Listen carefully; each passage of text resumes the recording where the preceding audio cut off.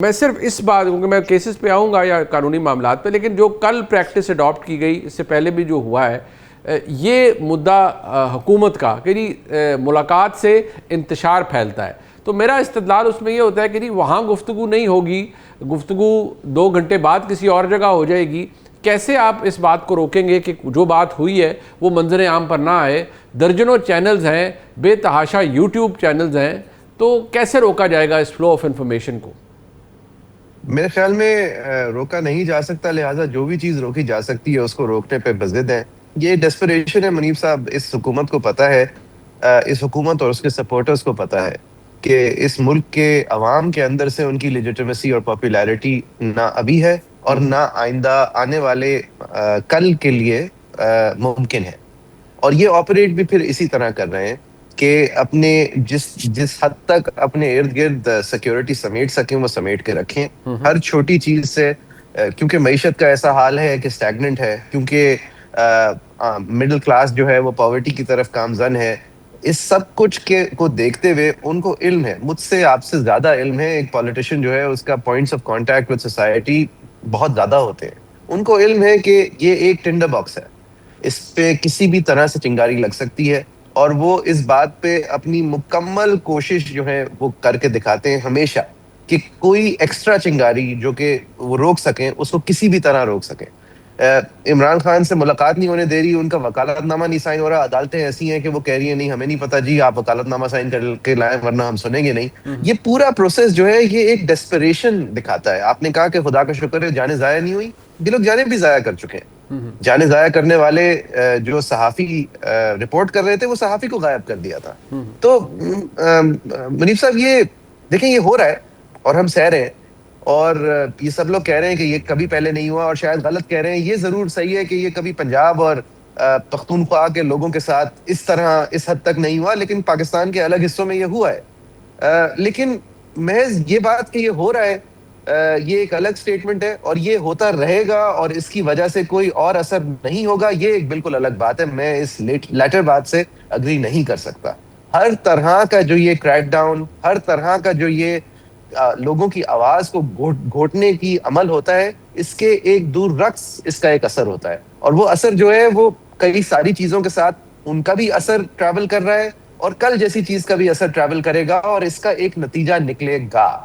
It can not go on for ever. ये नतीजा हसन अयूब साहब देखिए, कोई भी चीज़ हतमी नहीं होती और हमेशा के लिए नहीं होती। परमानेंट नेचर तो किसी भी चीज़ की नहीं होती। ये जो अभी अदालती मामलात हैं, जनाब सरफराज डोगर साहब की अदालत है, वहाँ अब केसेस जिस तरह चल रहे हैं, एक ही मुझे तो कई दफ़ा ना पुरानी चीज़ें याद आ जाती हैं। जब इमरान खान साहब इक़्तिदार में थे और उनके मुखालफिन अपोजिशन में थे, तो उस वक्त भी दलाइल ये होते थे कि ये अदालतों को फ्री एंड फेयर फैसले करने चाहिए बग़ैर किसी इन्फ्लुएंस के। आज तहरीक इंसाफ की ये पोजीशन है कि ये अदालतें बग़ैर इन्फ्लुएंस के, बग़ैर दबाव के फ़ैसले करें।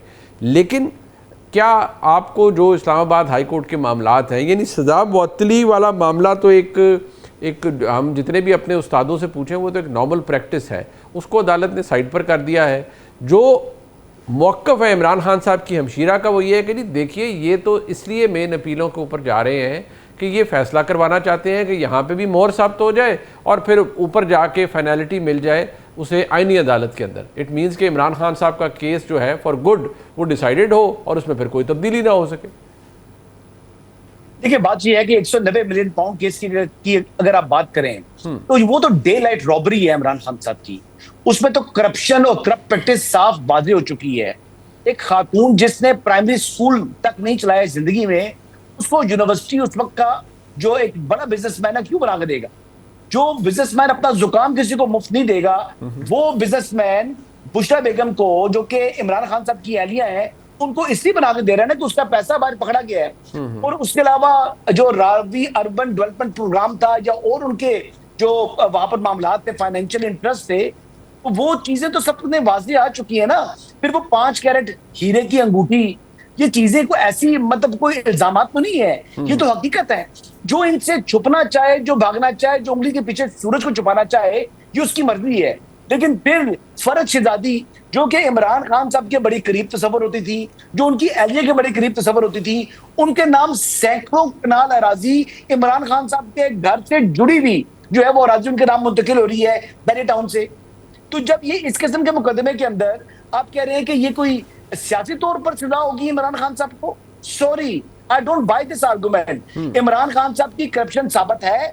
अगर सलमान सफदर साहब समझते हैं कि 10 मिनट का केस है तो दलाइल तो देना जी, ओपन कोर्ट है ना, ओपन कोर्ट में दलाइल दें। और अगर अगर अदालत जो है वो इनकी अपीलें मंजूर नहीं करती और इनके पास ठोस दलाइल मौजूद हैं तो सारी दुनिया लान तान करेगी। लेकिन इनके पास कोई दलाइल नहीं है। इस केस के अंदर डिफेंस के पास है ही कुछ नहीं, और ये डिफेंस को पता है कि ये डिफेंस लेस केस है। इस वजह से ये चाह रहे थे कि सस्पेंशन ऑफ सेंटेंस, यानी केस के मेरिट्स के ऊपर ना जाया जाए और हम जो है ना वो जमानत करवा ले। तो वो चीज तो उन्होंने नैब ने अपोज कर दी। नैब ने कह दिया जी मेरिट्स के ऊपर आ जाओ।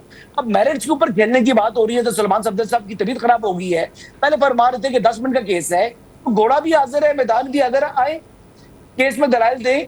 सलमान सफदर साहब कोई मामूली वकील नहीं है, बड़े कॉम्पिटेंट वकील है। वो छुप रहे हैं तो किसी वजह से छुप रहे हैं। और सलमान सफदर साहब का ये कहना कि जनाब ये मेरे पास इंस्ट्रक्शंस नहीं है, भाई आपने जब अपीलें फाइल की थी तो अपने क्लाइंट की इंस्ट्रक्शन से फाइल की थी ना, या इंस्ट्रक्शन के बगैर फाइल की थी? तो जब इंस्ट्रक्शन से फाइल की थी तो जब मेन अपील लग गई तो सस्पेंशन ऑफ सेंटेंस तो इन्फेक्शियस होगी ना जी। नहीं, बात ये है, उनका इस्तदलाल ये था कि मुझे तो इजाज़त थी कि मैं सजा मौतली वाले मामले पर आर्गूमेंट करूं। बट चले, अगर उसको हम मान भी लेते हैं जिस तरह आप कह रहे हैं, एक ये भी देखें ना आज अदालत के अंदर क्या हो रहा है। वो जी आप वकालतनामा साइन करा लेते हैं। अब वकालतनामा साइन वर्चुअल तो नहीं होता ना, वो तो किसी को मिलेंगे आप इन टर्म्स ऑफ फिजिकलिटी, मतलब वो साइन करेगा, अंगूठा लगाएगा, जो भी क्लाइंट है वो भी नहीं हो रहा। और अदालत के फरमा रही है कि नहीं आप अदालत से रुजू कर लेते, या अदालत से रुजू करें और वो आप करें। अदालत के तो हुक्म मौजूद हैं कि मुलाकात हो, उस पर जिस तरह आपने कहा जी, वो जेलर साहब कहते हैं या हुकूमत कहती है कि नहीं नक्शे अमन का ख़तरा है, इंतशार फैलता है, बुरी सियासत होती है, इसलिए मुलाकात नहीं होती। तो कोई एक चीज़ भी दुरुस्त नहीं है इसके अंदर। तो हसन साहब नहीं, बिल्कुल ठीक आप बात कर रहे हैं, मैं आपकी बात को डिस्प्यूट नहीं कर रहा। ये तो वो उन रवैयों की वजह से है। ये सख्ती का मामला ये नहीं है कि इमरान खान साहब को ये सहूलियात मुयस्सर नहीं थी, ये सहूलियात मुयस्सर थी।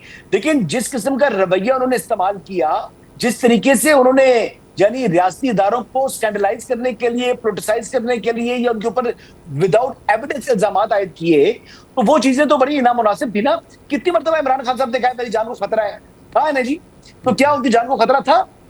कई दफा उन्होंने कहा जी कि इमरान खान साहब को जो डील ऑफर हुई है, इमरान खान साहब को कभी कोई डील ऑफर नहीं हुई। लेकिन इमरान खान साहब के जो हमायती है वो कहते हैं डट के खड़ा है कप्तान, यहां पर मुलाकात नहीं हो रही, डट के खड़ा है। मतलब कई बातें इनकी पोलो फेल के अंदर तजादात है बेइंतहा। लेकिन मैं फिर भी वही बात करूंगा कि हुकूमत को भी 2 कदम पीछे हटना चाहिए, तहरीक इंसाफ को भी 2 कदम पीछे हटना चाहिए।